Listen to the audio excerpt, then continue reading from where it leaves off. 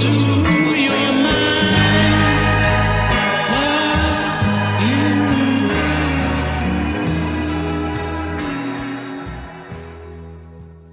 Hey, everybody, and welcome to Lost in the Groove. Today, we have a traveler. We have Gary here with us today to share his experience, career, and what it's like to be around this globe that we call Earth. So, without further ado, Gary, welcome to Lost in the Groove. Thank you for having me. Of course, my pleasure. Well, tell me a little bit about yourself. So, I know you're a traveler and you've been around a lot of places. What do you do exactly? What do I do now? Now Yeah. I'm a podcaster. I have a daily podcast. It's an educational show. It's about 10 minutes a day, and it has a real big audience. I do about 30 to 40,000 people a day listen. And but before that, in 2007, I sold my home, and I thought I would travel around the world for a year, and then it just kind of never ended. And I basically was on the road until the pandemic hit. Oh, wow. Crazy. So you just decided one morning that like you're going to just sell your house, you're just going to pick yourself up and just travel for a year. Yeah, that was so I had an internet company that I started in the 90s. I sold it. I went back to school for a few years, wasn't really satisfied doing that. And I didn't know what to do. And then I just kind of hatched this idea of traveling. I had no kids. I had no wife. There was nothing preventing me from doing anything. So I had that idea in 2005. And then it wasn't until March of 2007 that I had everything wrapped up. I had the house sold, and I was able to get on the road. When you make a big decision like that, it there takes a stepping stone. There takes a pillar of where you have to create, your outcome and know where you're going. Because the thing is that like when you're making a decision of traveling for an entire year, did you just come with the idea of like, okay, I'm just going to go and do all these places. I don't know what I'm doing. Or did you actually have a plan going into this? There was no plan. All decisions, I think, are ultimately made in an instant. We may take time to convince ourselves and to come up with an argument for it, but we really come up with most decisions in an instant. We decide we're going to do something. I just knew I wanted to travel, and the general plan was to go west. So I worked my way I lived in Minneapolis at the time. So I drove down to Dallas in a rental car. From Dallas, I took the train to Los Angeles. From there, I flew to Hawaii, learned how to scuba dive, went to Tahiti, Easter Island, and spent the next 6 months crossing the Pacific Ocean. I like that attitude, and I do try to have that mentality as well. As when you say go with the universe or go with the flow, it's not being dim-witted or saying that I'm naive. No, it's being realistic of that a lot of decisions that we make, actually most decisions that we make are in a split second because things can change. Literally can change in a matter of seconds. Flights can get delayed. Oh, People move around. You decide to go here, but it makes more sense for you to go somewhere else. All of these things can happen, and you never know. no, I always tell people they want to travel that before you go on a trip, you got nothing else to do. So you sit and you plot and you plan and you figure out all the stuff you want to do. But as soon as you hit the road, it's all going to fall apart. And your ability to adapt is going to be far more important than your ability to plan. It's kind of like going to war. You can have this great plan, but then things don't go according to plan, and then you got to figure out what to do.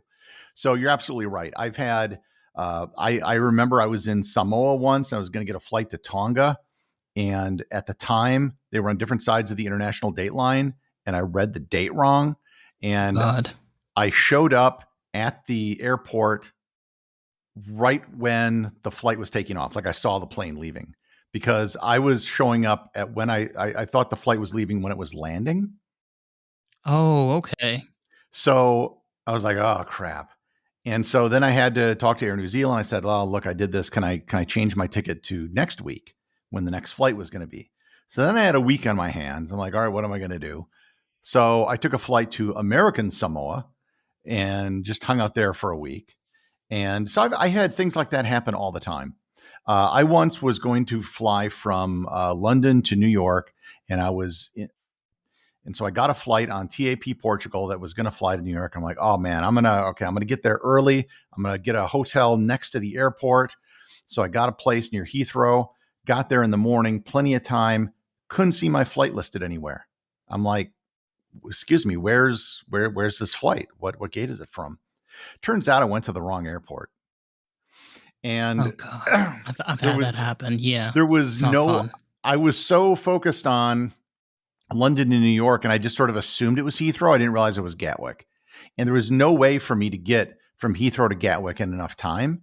No. And I ended up having to buy another ticket, which was far too much money buying it at the airport. So I've done dumb things like that. I've had other things that are just out of your control. Weather, you know, stuff happens. Strikes in Europe. I've had that happen. And one of the things that traveling really teaches you is to just kind of go with the flow. One of the things that I just can't stand is I remember I was in Bali, and I was at an internet cafe, which you don't usually see too much anymore at the time.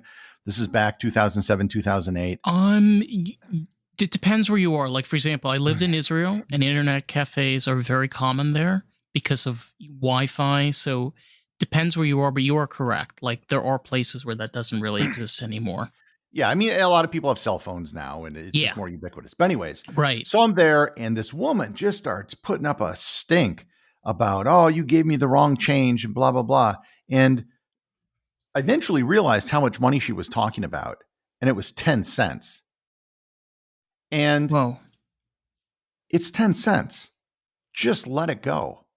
There are times you're going to go to a restaurant, there's going to be some miscommunication, and you ordered the beef and you got chicken. All things being equal, unless there's a huge difference in what you ordered, go with the chicken. It's just easier. And that's just kind of the attitude you develop when you travel. yeah. I mean, I can relate so well. I had about 2 years ago. I have a close friend of mine. She's actually the host of the other segment for Lost in the Groove, American Groove. She lives in California. So about 2 years ago, it was kind of after the pandemic. You can get flights at the time from like New York to LA for like $120. So I flew out there with no gate plan, no money, and she's like, "We have Groupon. Why don't we just use Groupon and just use that to figure out the places that we were going?" It was amazing. I had no idea what we were doing. We just had this one thing to use, and we were able to have a really good time. And sometimes I feel that you don't need to have a crazy, excessive, insane plan when you go travel. Just get on the plane, go to the place, you'll figure it out when you're there. Yeah, a lot of times if you go and stay at a hostel, for example, there'll Mm-hmm. be common areas, and you'll be able to meet people and talk to them. Oh, And yes. usually there are people that have been there for a while, and they're going in the opposite direction you are. So they've just recently been wherever you were thinking of going. So they'll have the most up to date information about what the hours are, what the prices are, things you need to know, or just what's really cool to go see that maybe you didn't know about. And there's been a lot of times where I've just, improvised stuff on the fly, or I've stayed in a place longer than I was anticipating just because I wanted to. I arrived in Saigon in Vietnam on a bus from Cambodia. I got off. I had no place to stay. There's a woman there with a book. She goes, "Sir, do you need a place to stay?" I'm like, "Yes, I do." She showed me pictures of her guest house. I was like, "Do you have Wi-Fi?" She goes, "Yes." Sold. I stayed there a month, and they loved me because I was quiet. I didn't put up a fuss, and they had free breakfast that I never ate. So, but That's I wonderful. didn't, I didn't plan it. They just, and eventually I was like, "Oh boy, I need to renew my visa." They're like, "Oh, we'll take care of it." And there's like, "Well, it'll take 2 weeks, or if you give us $20, we can get it done overnight." It's like the special, bribe they paid who's ever doing it. And so I got the overnight one. And but yeah, you just there are things like a visa where you obviously can't overstay when you're in a place. But beyond that, you within those parameters, there's a lot you can do, and that's usually what I did. I just kind of made it Yeah. up as I went along. Have you ever been to the Philippines? Yeah, a couple You times. have. The thing is, I've been around Filipino culture for quite some time, like when I was in LA, when I lived in Israel, especially like out here. I'm very curious. What is it like being in the Philippines, surrounded by that? Like, what was your experience being there? Very warm and friendly people for the most Yeah, part. yeah. Manila isn't my favorite city, but once you get out of Manila, and that's true for a lot of major cities like that, that once you get out of the big city, things get a lot better. I've only been to Luzon. Well, it's not true. I've been to Luzon and Palawan, but yeah, there's a lot of Filipinos. You meet Filipinos They're wonderful. everywhere around the world. They're wonderful people though. I love their culture. I love their mentality. And there's something about that part of Asia, like Vietnam, the Philippines. I don't know what it is. These people, their culture, their mentality. I'm just so fascinated by it, and like you being there and being able to experience it, that's just absolutely incredible. Well, Southeast Asia is, a very affordable place to travel, which is why a lot Yeah. of people go there. Yeah, it is. And there's a lot of places you can go that don't get a lot of tourists. I went up to the rice terraces of Banawe, and there just weren't many people there, even though it's like one of the biggest things to see in the Philippines, because it takes an effort. You're going to be on a bus or a car for several hours in a very winding road through the mountains to get there, but it's really an amazing experience. I remember I was in Vietnam once in a village called Mune on the coast, and there was this little shack near the beach that had seafood. I remember getting a grilled fish, a squid, like 2 bottles of beer. The whole thing cost me like $5, and it was amazing. One of That's the best meals awesome. I had. Yeah. See, that's also great because I love the idea of being able to travel, but people have this like idea when you have to travel, it's like it's super expensive. Personally, I have found being able ways of traveling on $100, $200, even less. I've traveled literally to Los Angeles with $50 the whole entire trip spending. So I'm just giving that as an example, but I'm saying like that is a great example of where you can travel to really great places, experience a lot of great things. Yes, there's going to be that effort, but it's not going to cost you so much by the time you get home and you have to go back to your regular job or whatever you're doing. You're going to feel drained because your finances have been diminished When immensely. most people travel, they're going on some sort of trip where someone's taking care of everything for you. You're going to an all-inclusive resort, you're going on a cruise, you're going to a luxury hotel, and yeah, you're going to pay a lot of money for that. And you're still paying for everything back home. Like when you go on Yeah, vacation, it's not like, oh, well, you don't tell the bank, well, I'm going to be gone for 2 weeks, so I'm not going to pay mortgage because I'm not using the house. That's not how it works. right. So with what I was doing, I had no expenses. I didn't have a rent or a mortgage. I didn't have utilities. I didn't have insurance. I wasn't paying for gas. I didn't have all those things that everyone pays for that just go with living, everyday life. And when you're doing that, then travel becomes really cheap because if you stay at accommodations like a guest house or a hostel, you're not paying very much money. Food can be very cheap, especially if you're willing to cook your own or you know something where you got a kitchen that you can work with. Yeah, So there's a lot of options, and the biggest thing that determines how much you spend really is where you go. Like if you're going to Switzerland, expensive.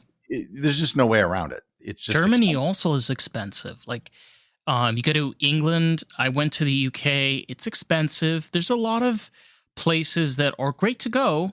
They could be somewhat affordable, but they're expensive in other ways. They really are. And some places are expensive to get to. So for example, in the Pacific, uh, Hey, it's Dave, and I quickly just wanted to jump in and say if you've been enjoying the podcast and enjoying this episode, if you can leave us a review on Apple Podcasts, that'll be so greatly appreciated. Because here's the thing, someone might read that review and make the choice if they want to listen to the podcast. You get to help grow this podcast with us. How fucking cool is that? Let's jump back to today's episode. a lot of people think, oh, Fiji, and they think of these overwater bungalows that cost $1,000 a night. No, I've been able to stay at a place that was run by a local village for $50 a night, Oh, nice. and and it was an all inclusive. Oh, So that wow. included all your food, and you are right next to the beach. Like your bed, you could jump out within 5 to 10 seconds be on the beach, that close. Wow. That's And amazing. very few people there. And I tell people about it all the time because one of the neat things about Fiji is that their busy season is our summer because most of their tourists comes from Australia and New Zealand. So right now we're recording this in July. This is their busy Right. season. Their low season is our winter. So if you're willing to make the trip and they have direct flights from LA, you arrive there in the morning, you can get on a boat that goes up the Yasawa Islands. They have 30 little resorts that you can stop at. They will radio ahead and you can just get off the boat at any one, stay there 1, 2, 3 nights, whatever you want. They'll radio the boat whenever you want to leave. And you can just kind of like go island hopping. Oh, wow. That's amazing. And I mean, you said it was $50 just for a little bungalow by the beach. I How don't know much? what the prices are now. It was a while Oh, since I've been there, but okay. it's still going to be cheap because this is not, these are not luxury accommodations. But then again, who cares? I mean, this is literally where they shot Blue Lagoon. So this is, white. I've had a white sand beach the size of a city block to myself where I couldn't see another human. So this is not like going to Cancun where it's just a beach with, thousands of people. I had this all to myself. And because most of these resorts are run by local villages, all the money stays in the village. And it's allowed them to improve their quality of life. I went there first time in 2007. I went back several years later, and I met one of the same guys that I met the first time I was there, and I had a discussion with him about it. And he was saying, like, yeah, well, because of the resort, if a woman's pregnant, we now fly them into the mainland to give birth at a hospital rather than doing it in the village. If someone's sick or whatever, they can do that. Kids can get sent to a boarding school to get a proper education. Everything is just done better because all the money stays there rather than going to some big corporation that built a hotel and they're just hiring people at a low wage. Right. Yeah, and it's really great because you like you said, these are small communities, they're islands. Kind of very similar to the Caribbean, where you have all of these little islands with there's a you want to say a lot of people, but it's a small number compared to a lot of major places. And one of their disadvantages is if they don't have revenue to pour back in to take care of themselves and continuing helping the community grow, like allowing businesses to grow, people be able to afford to fix their homes, things like that. Proper plumbing, for example, is another one, proper lighting and infrastructure in cities. But at the same time, still being able to be a place of paradise. It's just something that you can just go and really relax and really meditate and open up your mind and soul. Yeah, and there are places like that in the Caribbean. Most people they're drawn to again the Sandals Resort or whatever because those are the places that advertise. So that's all they know about. And they're going to go to the larger islands because the larger islands have airports that accept large planes that fly in from Europe and the US. But some of the best islands are small ones where you can't fly to directly. You're going to have to take a flight to a big island and then a smaller flight. And most people don't want to take that extra step. So, one of the best islands in the Caribbean is the island of Dominica. And most people don't know about it. They confuse it with the Dominican Republic, which it's not. It's a extremely mountainous island. It's not really a beach island, but they have 365 rivers on this small island, fantastic waterfalls, hot springs, and hardly anybody goes there. It is the least visited country in the Western Hemisphere. And there's other tiny islands as well, like Saba and St. Eustatius, that are very close to St. Martin. You can easily get there within 10 minutes, but they're really tiny and nobody knows about them. It's all about exploring, like you said earlier. When you talk with locals and you go to a hostel and you meet interesting people, you learn things along the way that you generally wouldn't if you didn't have those experiences. Oh yeah, I have a bunch of experiences like that where I was in Oman in the Middle East, and I was in the town of Nizwa. which is about 100 kilometers or so from Muscat, the capital. And I was going to go back, and I was waiting at this stand for a taxi. 100 kilometers seems like a long way, but there are regular taxis that make this route. And this guy stopped, and he offered me a ride. He didn't speak English, and I didn't speak Arabic.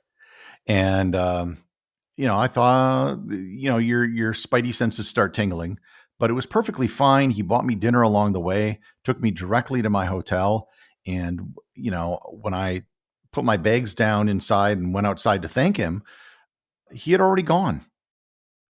I was going to give him some money for gas or something. And he just did it to be generous. And there are experiences like that I've had all over the world. Yeah. Well, it's also, again, tying back to culture. You mentioned in the Middle East. I happen to be Middle Eastern myself. My father's from Morocco. The thing about different cultures, and I think this is something that we forget as Americans, is we are a combination of different types of cultures coming together from other different nations and places throughout the world. And we live here in different communities all over the place. But I think that what gets very forgotten is that even though that we are different, there are things that we can learn from that. And I think someone like you, especially with your traveling, you really point that out so well. I always like to say that, to use Morocco, for example, I could move to Morocco. I could learn Arabic. I could, you know, embed myself as deep into the culture as I could, but I would never be Moroccan, right? Yes, this is true. There's just always going to be a limit. But if you're from Morocco, you could come to the US and be an American. Yeah. And that's a huge difference. And you can just say, well, yeah, I'm a Moroccan American. It's like, all right, we got all kinds of that. And that's just how it works. And I don't think I think there's a lot of people outside the US that they have a feeling how they know how the US works Hmm. because they see it on movies and TV. Yes. But there's a lot of stereotypes that they make and a lot of things that they get wrong about it. And but it's because they're so familiar with it through media that, and if they have been here, it's like, oh yeah, I've been in the US, I was in New York. I'm like, yeah, That's not the United that's States. Yeah. I No. mean it is, Kind but of. that's not representative of anything but New York. New York is a thing unto itself. You're not going to find any place else in the US like New York. Well, here's the thing. I'm from New York, and I'm from upstate New York. I'm from the county right across the Hudson River. The thing is, when people say they come to New York City, there's New York City, and then there's New York State. If you really want to experience what New York State is, go upstate. There's farms, apple country. I mean, that is what it is. But again, representation. It's what people see more. It's what people have access to more is becomes the norm. Like you said with major Everybody, cities. everybody I know that came to the U.S. visited maybe one of six cities. It was New York, Orlando, maybe Washington, L.A., San Francisco, Las Vegas. Like that constitutes the majority of what people saw because that's what they see on TV. And I met so many people that said, oh, I want to go to Los Angeles and we're going to go see movie stars. I'm like, no, you're not. You are not going to see any movie stars. That's just not how it works. Mm-mm. And I really think if you want to see the country, you need to drive. Yeah. You need to get in a car and drive across the country. And if possible, don't do it on an interstate because that's really the only way you'll see it. To be fair, I would meet people as well who every so often would be like, oh yeah, I was in Huntsville, Alabama. It's like, really? What were you doing in Huntsville? And there's always a story behind it. It was for work or school or whatever. But they did get to go to some other part of the country that wasn't just a big city. And they usually had a much better idea of what the country was about. This is funny you bring this up. I knew an Israeli hippie when I lived out there. He visited the U.S. twice, and he went to visit Nashville, Tennessee. And the reason is he was a banjo player and he wanted like the full experience of like blues, R&B and soul.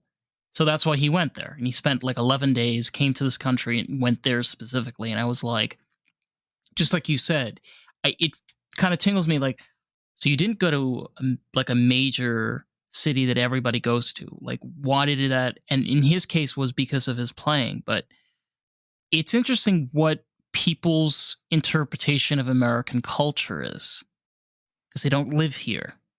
You know, it's like on the other side. Every so often, I would meet people that had a bit of a deeper understanding. I was in Iceland, and I went to this restaurant just because I was in search of a hamburger that was under $20, and this was the closest I could find. Crazy. And there were these Icelandic guys sitting at a table, and I was listening to them, and they were talking about the Green Bay Packers. And I love I'm this. I was born right outside of Green Bay. Like I own a share of the Green Bay Packers. I'm an NFL owner, and I kind of wanted to go over to him as like, oh, by the way, that's my team. Green Bay? Eh? Ever heard of them? But first, that they would be interested in American football, and second, of all the teams to pick the Green Bay Packers, I was just kind of impressed. It's crazy though because I've heard this before. There is this like obsession of American football in Europe, like especially like in Norway, Iceland, the UK. Again, it's kind of like try to picture it. Try to imagine yourself walking into a pub in Manchester and hearing a bunch of blokes talking about, a game with the 79ers. You're like, what? What? You're English. What do you know about this? But like, it's just crazy how they like fall in love with American culture. Yeah, I've heard that the NFL fan base in the UK is about 10% of the population, which is about, I would say, similar to maybe the percentage of the population in the US that is, deeply interested in professional soccer, like the English Premier League. But if the country's big enough, that's 8 million people who are potential fans who live in the UK. That's why actually the television rights for the English Premier League in the United States sold for more than Major League Soccer. Damn, it's crazy. I'm always fascinated. I'm not a huge sports fan myself, but it's very interesting because sports has a way of bringing people into this group, into this crowd. And when you're dealing with American sports, you're having these people that are non-American. And there's something about this that fascinates them. Like you said, it's 10%. It, when you look at it like it's 8 million people, but something is inspiring them or something fascinates them about this. This is just me. I like to read into things. I'm curious as to why things spark people. What makes people curious? You know? I don't know. It's I think interesting. being conversant in different sports, especially if you're an American, because our sports are different than the ones the rest of the world plays. So if you can be Yeah. somewhat conversant in whatever the teams are in a given country, maybe adopt one of them as your own, just cause. So like I've adopted Liverpool as my English Premier League team. I've adopted Bilbao as my La Liga team in Spain. I learned a lot about rugby and cricket traveling through those parts of the world where people like it. If you go to India, cricket is just huge. It's the number one sport by a wide, wide margin. If you go to New Zealand, the top three sports are rugby, rugby, and rugby. I actually had the pleasure of being in New Zealand in 2011 for the Rugby World Cup, and I got to watch New Zealand win in the final game live. And if they hadn't won, I was fearing people would be jumping out of windows there. But even in places like, Fiji and Samoa that I've talked about before, they have a rugby culture as well. And I remember I was in Samoa and they had just beaten, I think, a team from New Zealand at the Hong Kong Sevens, and they were giving the New Zealand tourists there the business about it and stuff. And so it's always helpful to at least have an awareness of it. I don't think Right. you need to be a super fan or anything. All about the artist. That is the whole purpose of this podcast, period. And you have a really valuable tool. You can share this with artists, people that are creative, someone that can enjoy this podcast and really enjoy the experience of Lost in the Groove. So, with that, let's jump back to today's episode, shall we? But if you just show, I'm an American who at least knows something about cricket, people will be kind of impressed. Yeah, it was really funny because when I went to the UK, I watched a cricket match on television, and I was just so in tuned that I had no realize that somebody was trying to talk to me for like the past 5 minutes. It's Yeah, just well, especially if you don't know the game, it no, takes a while to figure out what's going on. yeah, for Rugby's sure. rugby is easy if you understand American football because American football was based on rugby. So the basic goals of the game are the same. You have a ball, you're trying to get it in the end zone, you have goalposts, you score points for doing that. You don't have The any way it's gear though. They don't wear any protection. That's one no, of the, but in some ways that's actually better. okay, All the padding in the helmets mean that you can hit someone at full speed, right? That they take risks that you would never do if you didn't have that. And there's even been proposals like, getting rid of helmets or something like that in the NFL. It would force people to play radically differently. That, this high speed thing where you just nail someone as fast and as hard as you can would go away. I don't know if they'll ever do it, but Prob- they, this they, I'm maybe not, rugby has its own share of problems in terms of injuries, right. but I don't think they have as big a problem with concussions, which helmets were supposed to solve, and it didn't. Well, it's just a different. I think it's just also a different approach to American football. Like when you watch rugby, it's more tactical because, like you said, one thing I've noticed personally, when I see American football is you have that running after, chasing, ramming into, kind of climbing on top. Whereas when you watch a rugby match, it's more tactical. Like you're figuring out where you're supposed to go, how you're supposed to receive it, where your place is. Um, I don't know. It's a fluid Yeah, game like basketball, ice hockey, soccer. The game is constantly evolving. You have to make decisions based on the conditions on the field, where your teammates right, are, etc. right. American football is a strategic game because you're always starting from a set position and you have these elaborate plays with lines and you're going to block and there's deception that you can do and all this other stuff that you really don't see in any other sport. And I think a lot of people miss that part about it. And then games like baseball and cricket, which are really stochastic games where it's like, each event is a separate thing that can be recorded and documented. But yeah, sports are definitely huge. Something you should know about. And it, like I said, I mentioned bringing up sports is an easy way to connect with people. If you just know something about where they're from. So one of the things you mentioned Filipinos, and like I said, I met Filipinos all over the world. And if I meet someone and she has a name tag and it says, Mary Castro and she's Asian, I know she's from the Philippines. If you have a Spanish sounding name and you're Asian, you're probably from the Philippines. And they have a definite accent as well. They say, okay, Yeah. that's, $3, sir. And I was like, oh, where in the Philippines are you from? I don't ask them if they're Filipino. I just say, where in the Philippines are you from? Go, sir, how you know I'm from Philippines? And then I just say, oh, yeah. It's like, oh, I'm from Quezon City. It's like, oh, yeah, just outside Manila. I've been there. Like, really? And then, if you have any just knowledge of where they're from, even if you acknowledge it and show the basic understanding of it, it's just a huge way to get people to open up to you and to meet them. It's also remembering this is how civilization has formed. Go back to times of Mesopotamia.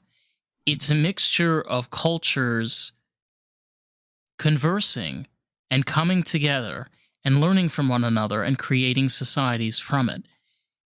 The way that we have grown as people is being able to learn from one another, being able to, like you said, just starting with the basics, asking somebody, having that curiosity to learn from the other person. Like, what is what is it like for you? you Oh, know? I am a big believer that all of human history, if you wanted to boil it down to one thing, all of human history can be thought of as the history of the movement of people, goods, and ideas. Very That's really powerful. what it all is. Sometimes those movements of people are not good. It could be the Mongol horde coming and sacking a city, or a Oof. Roman legion, marching into Gaul. But trade and ideas, ideas flowing from one place to the other, the development of systems of thought, whether it's an alphabet or whatever, techniques for doing things, shipbuilding. These are all things that, like I said, you can look at history through that lens, and it's still a part of it today. And I think when you're traveling, you're kind of taking part in that legacy.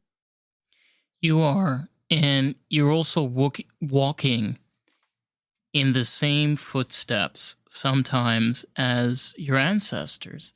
I went to Italy. I was in Rome, and I remember I was in the Colosseum. And when you're in a place like that, keep in mind, like, this is over 2,000 years old. You're standing in a place that is riddled with history all over its walls, on the floor that you're standing on. And to just take a moment and realize what it is to be there, to experience that, to be in that moment. One other thing about traveling, a lot of people think of traveling as your experience as a traveler experiencing other cultures. But there's a flip side to that as well. Right, exactly. You are introducing your culture to the people you meet. Yeah. I was in the Solomon Islands.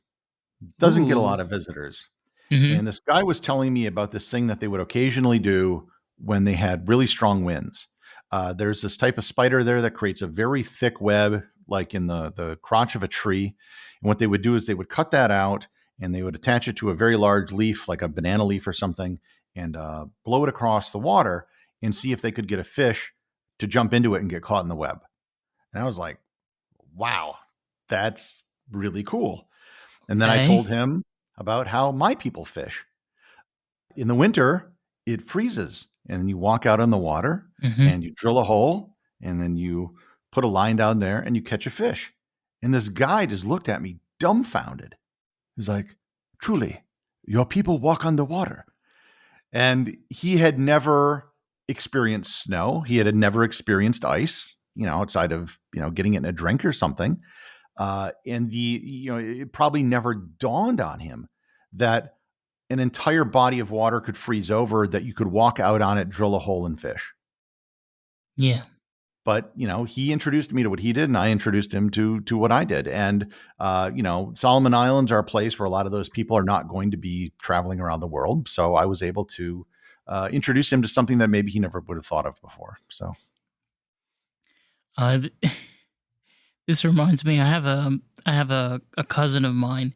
He came here to the states, and it was I would say about like 6 inches of snow. It was pretty heavy. It was bad. And we were sitting in their car and we were just laughing. And he says to me, he says, when I get back home, he says, I'm going to be able to tell him that I experienced real snow. And he says, not only that, he says, there's 4 more inches more than they've ever experienced, because he himself like never experienced this before, like crazy amount of snow, snowing, just pouring down. And to him, it was the most incredible thing in the world. To me, I'm like, ugh, I can't wait until all this melts and goes away. yeah, and the same is true. We think of like, oh, we go to this island and it's paradise. That's just home for these people. Yeah. They see it every day. I was 21 years old when I saw saltwater for the first time. I grew up in Wisconsin. We're far away from Oh, saltwater. okay, okay, all right, that makes sense. My apologies. And Yeah, that makes sense. and I was in Seattle for Oh, the national debate tournament my senior year, and we drove past this one park near Puget Sound, and there was the water. And I was like, stop the van, stop the van. And they're like, what? They thought it was an emergency. And I pull out the door and I run out and I had to taste the water because I needed to prove to myself that it was in fact salty because I had never experienced salt water before. Wow. And I've told that story many, many times, and I tell that to people I've met all around the world, and they can't believe that I never saw salt water. Because the idea, if you live on an island in the middle of the ocean, being in a landlocked place is so alien to them because that's all they've ever known. And for me, growing up in a landlocked area, salt water in the ocean was completely alien to me. I remember like a few years later, I went to Florida and I saw waves and people surfing for the first time. And I was fixated by that. But again, that's Tuesday if you live on an island. Yeah, I mean, it's something even you even mentioned here in the US. We all have different experiences as Americans cuz like I grew up in the Northeast. So I lived near the coast. So I always saw the ocean. I always saw rain and cloudy skies and snow. But there are people that grew up in Florida. There are people that grew up in Utah or Arizona or New Mexico, and they never experienced any of the things that I experienced to a certain degree. Crazy enough that exists literally here in the There's United a States. I have a friend who moved to where I live in Wisconsin, and the first week she was here, she would go around driving, taking pictures of barns. I have seen hundreds and hundreds of barns. I could, within 10 minutes right now of where I'm sitting, I could go out and find some wooden red barn that's your typical stereotypical thing that it would look like. I don't even think about it. And I was like, why would you take pictures of barns? She had never seen this before. This was the stereotype image of a barn in a silo of what a farm was supposed to look like. And to me, it was just, okay, I I can show you hundreds of them. But to her, it was a big deal. And that element of familiarity breeding contempt, I think, is something that's true all over the world. People in New York City, there's a lot of native New Yorkers who have never been to the Statue of Liberty. Yeah. And if they go to Times Square, the Statue of Liberty, they're only doing so because they have a friend or a relative in town and they need to show them around. Yeah. Yeah. I mean, I did live in the city, and I'll be very honest with you. It's a lot more fun outside of the crowded tourist areas. There's a lot of things to do in New York where there's no tourist. And the truth is, when you go to experience a place, like you said, you're creating your own experience. You're going to be there for 2 days or 7 days. It's your time. It's like, why focus on what you can't control when you can focus on what you can control? It's right in front of you. It's yourself. I get a lot of people that say, "Oh, what's your favorite place? What's your favorite country?" I'm like, you can't really answer that question because your experience anywhere is going to be colored by your experience when you were there. And that can be the rain, it can be the season you're there, and it can be the people you meet. I remember I was in France. I was in line at the Palace of Versailles, and right in front of me was this woman. She was originally from China. She was now a professor in Australia, and we started up a conversation, and we ended up spending several days hanging out together. And I ended up seeing her again when I was in Australia. My time in Paris was, influenced by meeting her and the time we spent together. Had that not happened, my view of Paris would be very different. And, I think of places that I've been to multiple times where I had a great time one time I was there, another time I was there, I didn't have a great time. And it was all due to the circumstances in each trip. It had nothing to do with the place. Right. It's all about perspective because you tend to forget that your perspective on things really is affected by your mood. Because if you go to a place and you're super happy and you're having a great time and everything's going swell, you don't have that much time to focus on all of the things that are bothering you or the things that you don't like. And then when you go back again, you get a whole different experience depending on the mood, depending on the environment, depending on the people that you're around. It's kind of like rolling dice. Yeah, I know people that had a horrible experience somewhere. Maybe they got pickpocketed or something happened to them, and they say, "Oh, that country's horrible. I would never go back." And it's like, no, you should go back because you know you had bad luck, and that's not the experience most people are necessarily going to have. And you owe it to yourself to have a different experience there because you can't. A country is simply too big. Any country, even the smallest country, is going to be thousands of people. Yeah. I mean, I remember I went to DR a few weeks ago, and I remember, that there's this stereotype, oh, you go to DR, it's dangerous, you get pickpocketed, yada yada. I went with somebody that's from there. We went to non-tourist areas. I went to all local places. My attitude was I was there by myself. I was respectful. I did what I had to. I had a good time, but I didn't go down the scary dark alleyway. You You want an know experience that will change your attitude on the Dominican Republic? what? Fly into Haiti and then cross over to the DR. Oh, I heard that on the That is taxi one of car. the Yeah. biggest, most jarring cultural transformations that you'll see is going from Haiti to the Dominican Republic. Because Haiti is a profoundly poor country. And right now it's going through all sorts of problems. They have no government and a lot of bad stuff's happening. When you get over the border, it's a completely different world.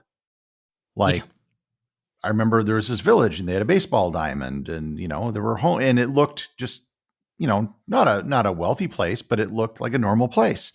And that too influences how I perceive the Dominican Republic. If someone's just coming from a rich country and goes to the Dominican Republic, they can turn their nose up at it. But if you've seen a whole lot of places, then I don't have that view of the Dominican Republic at all. And I think if I've been to a lot of countries in West Africa as well, many of which are profoundly poor, and you can see the difference And forced between a place slavery is going on in those countries, unfortunately. where you have like Benin, Togo, or Sierra Leone, and then we go to Ghana. It's like, oh, Ghana kind of has their act together. Senegal has their act together. They're very different than their neighbors, and it's easy to just paint with a broad brush in these places. But when you can actually see the way things work in other places, it gives you a bit more perspective. The reality I feel is the way that you have change is within community. When you talk about going to these different countries and having one is poorer and one is richer, I think it's all about perspective of the people. When the communities come together and they say, look, we're here in this land, we want to be successful, we want to have businesses, we want to be able to be proud of who we are. It's one thing I gave DR as a great example. One thing you meet with Dominican Republic, they're very proud of being Dominican. They're very proud of their country. They're very proud of their family, and that shows in their country. So when you have that mentality built within the community, because that's where things start. It starts from a seed. It starts from the people, and it sprouts out from there. You could you could see that. You could physically see that. It's crazy. Everybody is proud of where they're from. That's one of the rules I kind of learned. Best example I could think of, I was in Palau, one of the smallest countries in the world. And there again, it was at an internet cafe that was right across the street from Palau High School. And there was this one particular road that all the cars had to go down this road to go over this one bridge. And it was kind of busy. So I was just sitting here waiting for a break in the traffic. And this kid from the high school walks up to me and he goes, "This is how we cross the street in Palau." And he just walks right across the street into the cars. And I kind of follow him because he's, you know, blocking traffic for me. But, the simple act of crossing the street was a way to show me and his pride in Palau. It wasn't much, but it was an It opportunity to do it. was a moment. He had a moment, a good Yeah. one. But that is But that is the thing of being proud of where you come from. Again, stems from community. People always worry about government. That's the topic is always government. Stemming away from that, what about community? When you have somebody that comes from this country, they're proud of who they come from because they're proud of their community. They're proud of the place that they were born to and the place that they were raised in.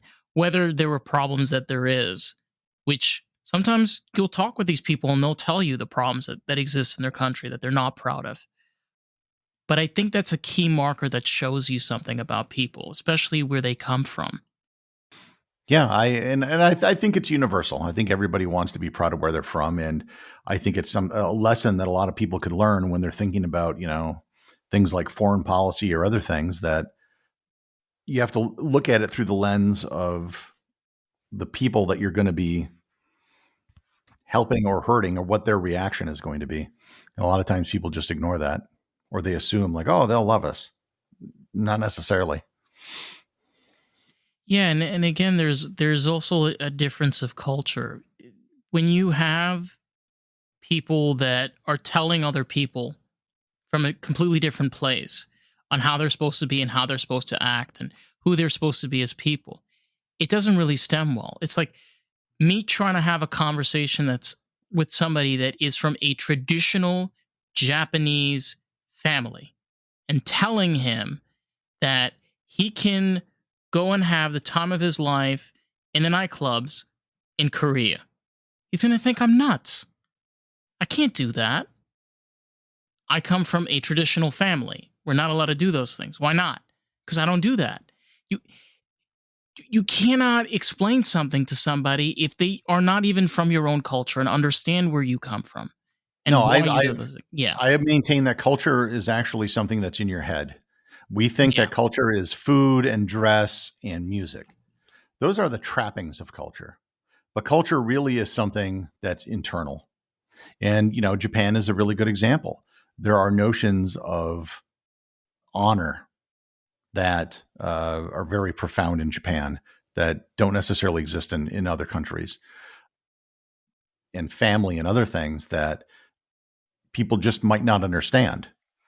And there's a lot of things about Americans that people don't understand for that same reason. Right. But you're saying it's a mental thing where you can overcome it if you wanted to. Well, I don't know if you ever overcome it. You can There are certain assumptions and kind of a way of seeing the world that you grow up with, that's culture. There are things that you do. I think that's you can go to an Indian restaurant, you can listen to Indian music. It doesn't make you Indian, and it doesn't make you behave and think like someone from India who grew up in, that system with those set of values. But a lot of times we think that those external things are culture, and that internally that, everyone's all the same, and I don't think that's true. I think there are beliefs and assumptions that people have that can be radically different from place to place. Right. And if you don't acknowledge that, that can cause a lot of problems. Yeah, it can. I also, this is my philosophy. I believe I can respect you, but I don't have to agree with you. Yeah. And it's a way of also being able to allow open conversation, because the thing is, if you really want to be able to talk with somebody and be able to understand them person to person, you need to have that type of attitude that comes along with it. Otherwise, you might as well just read a script. Give the person a script while you're at it. Why not? Yeah. And, a lot of times people come in with an attitude that they know it all, and, their way is the best. And that it seldom works in, building bridges. Yeah. Let me ask you, you said that right now you've been doing podcasting Mhm. and you've been doing educational podcasting. What do you what have you been trying to do in regards to your work? So I started the show in 2020 when the pandemic hit, and Right. everything I had going on in travel just disappeared. like just within a period of weeks in March of 2020. Like I was on a trip from Portugal, came home February 28th, March 1st, I have COVID for like the first week of March. Everything proceeds to shut down. All the contracts I have going on disappear. 95% of my income dries up. I'm like, well, I need to do something, and I can't rely on the travel industry. And I might not be able to rely on them for years. And I had a lot of problems with travel media. One of the problems is people only care about travel before they're about to go on a trip. Travel isn't something you follow like politics, sports, technology, fashion, things like that, that there's Right. always something changing. There's something to follow. Travel doesn't follow. The Coliseum, it's there. It's going to be there next year, probably in 100 years. Not much is happening. So, one of the people always ask me, well, why do you travel? The real reason I travel is just to learn. I think it's the absolute best way to learn. And so I thought I could take a lot of the things that I learned, not make a travel show, which I think a lot of people are bored by. Uh, it's not, go to this place and go to this, cafe and whatnot. But you Dear just tell Lord. the story of a place and the people and things. So I started the show, and every day is something completely different. This week I did a episode on the Taj Mahal. This morning's Wow. episode was on the Chinese language. Not a primer about how to speak Chinese or anything, but basically, this is how the language works. This is how it's different from other languages. This is how the writing system works. These are some of the benefits. These are some of the drawbacks of it. These are some of the things that the Chinese government has tried to do to change it. Just kind of a background of like the language at kind of a higher level. Hmm. And I've done stuff on history, events in history, people in history, inventions, geography. I even do stuff from science and mathematics, giving the background Wow. behind it. And so every day it's just something completely different, and you never know what you're going to get. Wow.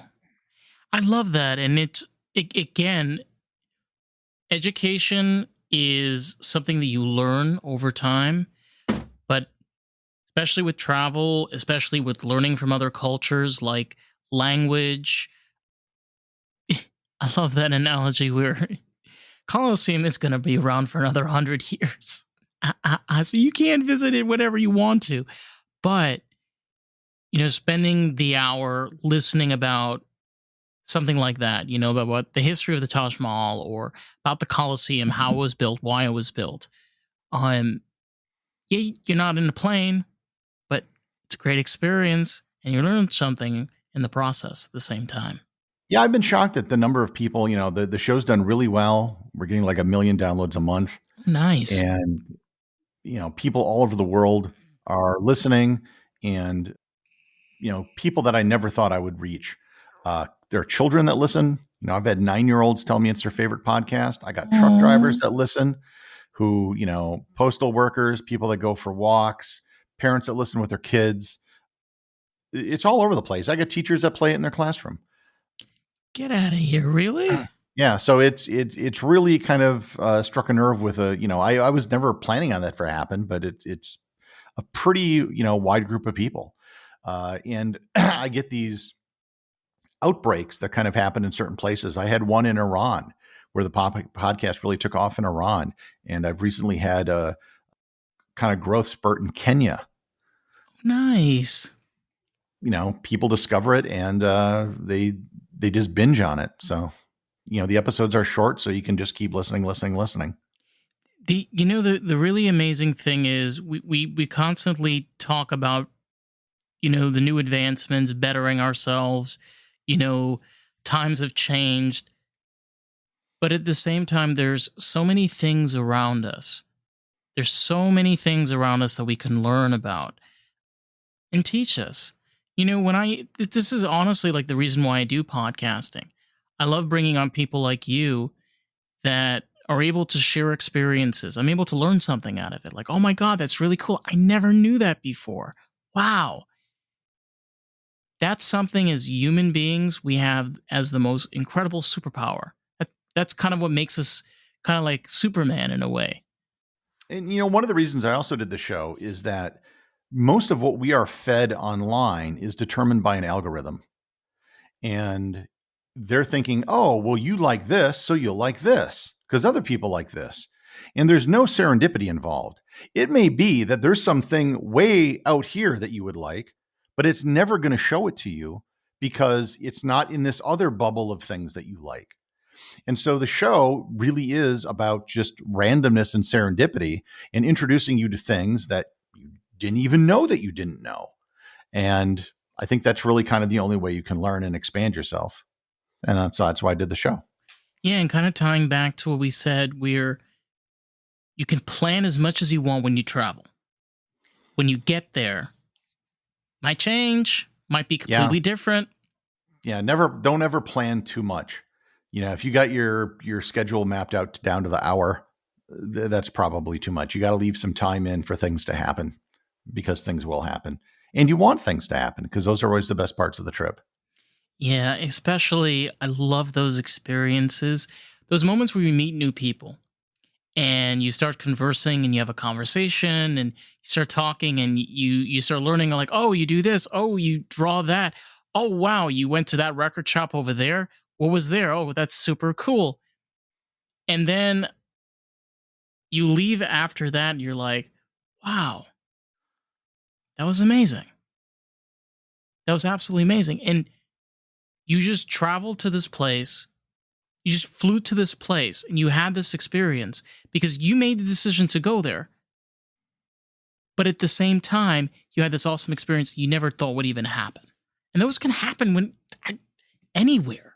When you travel, when you go out, it's just, I think it's being able to honestly just accept it.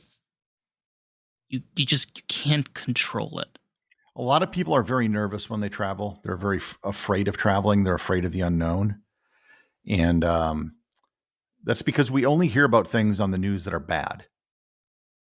So if you ask people what their perception of the country of Colombia is, a lot of people will say, oh, it's drug lords and things like that. That was in the 80s, right? That was a long time ago. That's not a thing anymore. But nothing has replaced that in the public consciousness.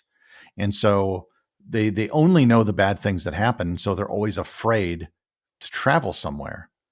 And, a good example, when the Boston Marathon bombing happened, there was a friend I know in Los Angeles who was hesitant to travel. And I called her and I said, are you okay? She goes, well, no, what? I go, well, there was a bombing in America. I just wanted to ensure you were all right. And she goes, well, that was in Boston. I go, yeah, but you're in America. That was in America. And of course it was absurd.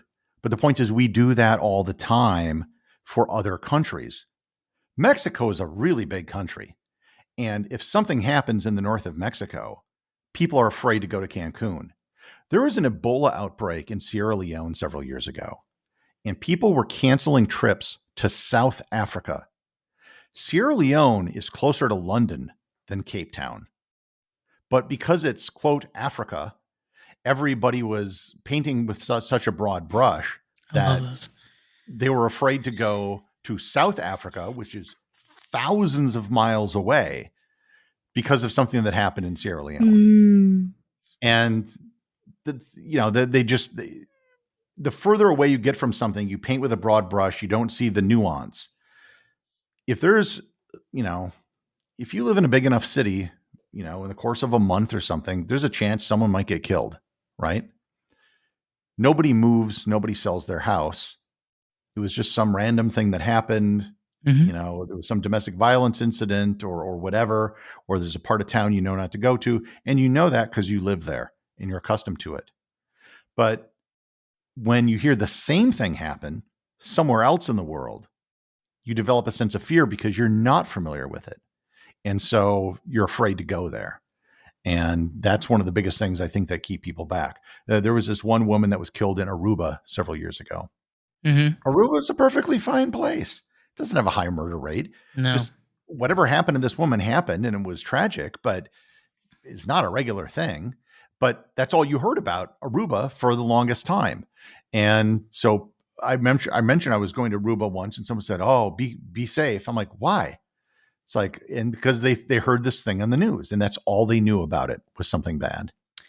Yeah, I remember I went to the UK a few years ago, like in 2020, and I just remember the amount of people that were saying like, "Oh, be careful." English people, they always drink and they're drunk and they're nasty. Oh, they steal. Oh, you'll get mugged. You're in North England, you can't trust anybody. I went there. I was pissed drunk. I was pissed drunk. I was in a store with my friends. The guy there gave me a bottle of water. He says, "You okay, mate? Have a safe night." And I was like, "Thank you." You go someplace like the UK, you go to a pub, you order in an American accent, you will start a conversation with someone. Oh my God, they love it. They love it. Where are you Especially from? mention, Oh, yeah, yeah. And then they just want us. They just they just love talking about it. And because we speak the same language, you can actually have maybe more of an in depth conversation than you might in other parts of the world. And uh, you'll get talking, shooting the shit about politics or sports or whatever. And yeah, it's always great fun. it, Same ta- in Ireland. it takes I'll be honest with you though, it took me a while to get used to the northern accent up there. It's hard to understand them, especially when they talk fast. You're like, whoa, whoa, slow down. I once got my hair cut in Liverpool, which is not that far north, but the uh, Scouse accent is this guy was very thick. I had no idea what he was talking about. No idea whatsoever to this day. That we had a God, conversation, I guess, but I don't know what it was about. my God, that's crazy. Yeah, and it's kind of bananas because we speak the same language, but at the same time we don't. You mentioned Ireland. Ireland's another great example of like, yeah, they speak English. They don't speak our English. Trust me. Have a conversation with somebody that is from Ireland. Yeah, it's yeah. Pubs are a great place to have those kind of experiences. Even in places like Thailand, I've been to some pubs where it was a lot of expats that were there, and Expats, what are those? non-Thai people who are working there or living there, Oh, but they're not interesting. immigrants. No, an expat. Yeah, it's They just come there and they work there? yeah. Oh, okay.